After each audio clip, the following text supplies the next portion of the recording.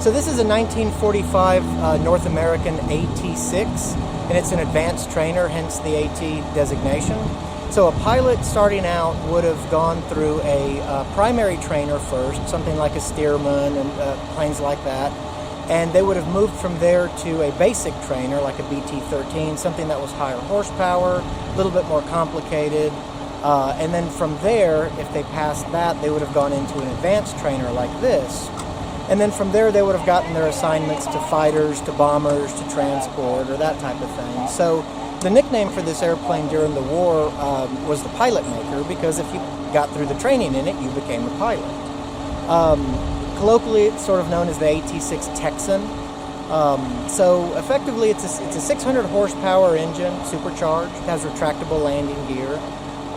They made about 15,000 of them, and they were in service up until the mid-90s with the South African Air Force. They were used a lot in Europe under different designations, and also in South America quite a bit. So thankfully, because they were in service for so long, there's still a lot of parts available for them, so they're easier to maintain than some other airplanes. The use really was just as an advanced trainer for the U.S. Some other countries did use them with rocket pods underneath, and they armed them with guns and that sort of thing. The U.S. only armed them with guns for practice. They were never actually used in war by the United States. All right, and do you have any idea of how many might still be flying in the air today?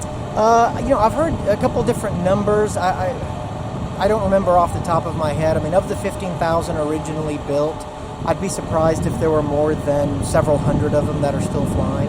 I see. And where is this aircraft based out of? This aircraft is based out of Dallas Executive Airport, south of Dallas. It's part of the Commemorative Air Force, the B-24, B-29 Squadron.